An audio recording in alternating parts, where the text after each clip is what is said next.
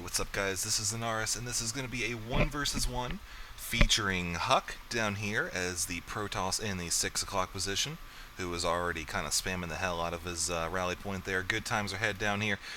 His opponent is going to be aTnSocke of the European server, who will be spawning as the Protoss, 12 o'clock position. Good times here too. The reason I'm casting this game, you can see it's kind of short over here.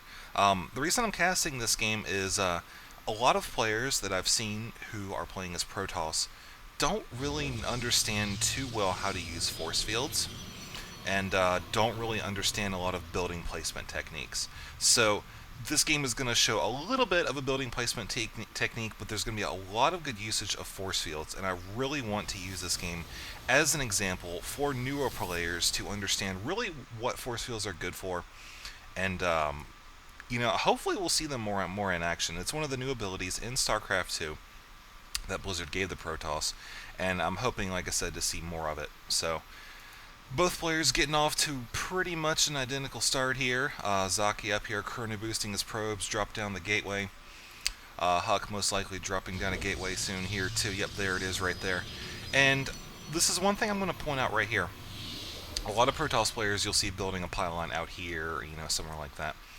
The reason HuK put this pylon here is, even though it does look like it blocks the gas just a little bit, but this actually provides a really good layer of defense for the pylon, in that units, and if they want to attack it right now, they're going to have to come in through this little hole right here, or through this little hole right here.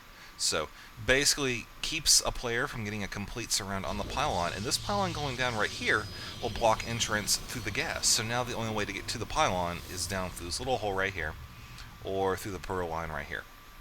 Now, it's a little dangerous to go in through the probe line, because if you use your probes to defend, they'll actually do some pretty decent damage. And now the cybernetic score is down, blocking entrance right here. So now the only way to get into this pylon, which it looks like is pretty much the critical pylon for any buildings that will be placed in the center area, is to come right around through right down here, which is a very long walk, and if you have stalkers in here, you can shoot at them all the way down, or they can walk all the way around and go through here. And really, this will deter a lot of players from even trying to bother with it. I mean, they'll go for this one instead, but I mean, there's no point, because there's one right here powering all the buildings. So that is the story for HuK Space. HuK up here has a probe who is owned by HuK, who is just tearing up this pylon. I'm really surprised that it got this far, but really, I mean, it doesn't really make that big of a difference. If HuK were to get it down, I mean, that would really be HuK's fault for letting him do that. But having this pylon take a little bit of damage early on in the start really doesn't affect HuK's base too much in the long term. So HuK going ahead and chrono boosting up warp gate technology and grabbing 3 gateways, which he did wait until after that probe went away to drop. However, the probe did come back and scout it out. So HuK does know that it's coming. However, his response is going to be a little bit delayed, as you can see. So he is chrono boosting up his own warp gate technology as well, because he's kind of fearing what he thinks is going to happen is going to be an early game push, which, as you can see right here, a very well placed pylon by HuK, giving him the ability to warp in completely undetected right here, and also reinforce quickly right here, as you can see with this little power field right here. So very good placement. He is warping in 3 stalkers right now as we speak in this kind of hidden position. 4th actually right here, gonna come into the base, and they're gonna face off this sentry, who is gonna die a horrible death right before he does. Okay, I'm gonna stop right here. Right before HuK lost that sentry, very good move. Right before he died, he dropped this force field right here, which is going to delay HuK from getting into HuK's base for a good 15 seconds. So incredibly smart move by HuK to delay HuK's attack. Gives him enough time to warp in enough units to kind of delay these stalkers a little bit. Unfortunately for HuK, though, he does not have enough gas, even though he does have 2 refineries or assemblators down right now trying to get the gas as fast as he can.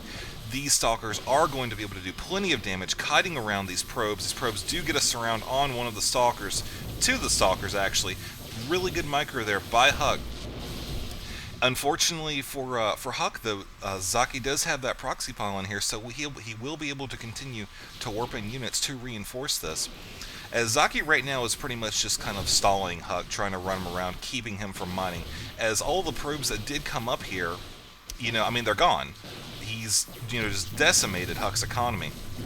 And he is trying to micro around as long as he can. He's not doing any damage, but the point is, he doesn't really have to. Now, this right here was another very good force field by HuK.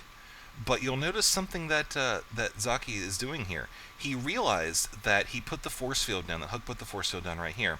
And, units in the low ground can't attack a unit on the high ground without vision. So what Zaki did was he kited the Stalker over across the area here to get range of the sentry. So now this force field, it's not really doing him a whole lot. I mean, it's still blocking him out, but Zaki is able to do damage now with this Stalker.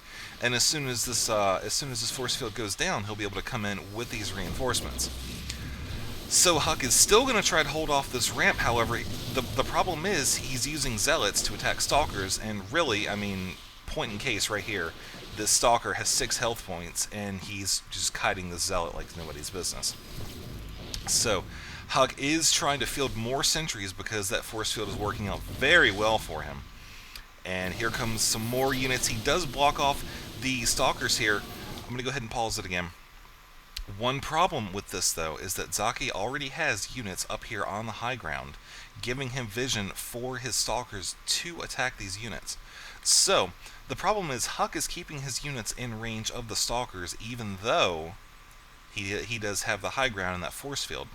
So, he'll need to move back in order to pull some DPS without being attacked by the Stalkers that Zaki has at the base of the ramp, which he did kind of do. Unfortunately, it's kind of too late, as Zealots continue to be produced here, and that's really all he can do at this point, because the problem is his economy is so bad. I mean, if you look at the income here, you can see that HuK is sitting a good 150, 200 beneath Sake. So, not really sure what this force field right here was for. I'm not going to pause it and go over it. It's just kind of in the middle of nowhere here. At this point, Zaki is able to push into the mineral line and do some good damage. Very good force field by HuK, keeping these Stalkers from getting in and reinforcing the Zealots. The probes are going to be able to come down and use this little hole to get out, do some damage to the Zealots that were trapped by the force field. A couple more units being moved in by Zaki. You'll see he moved them in as a bunch that time. So he is able to get in there, do a whole bunch of damage. I'm going to pause it one more time here. HuK did place these 2 force fields right here to contain the Stalkers in with his own Zealot and a couple probes, hoping that he won't be able to kite them as he has been doing. However, unfortunately at this late, he really doesn't have enough units to do the damage that needs to be done to these Stalkers. And I mean, at this point, he's got so few probes, he's not really going to be able to make a recovery in this game. There's the GG by HuK. And like I said, I hope you guys were able to take away some good information from this game. Really, force fields, like I said, is something I don't really see used that often in Starcraft 2. So watch this game, learn from it, replay it if you have to, and hopefully you'll be a better player for it.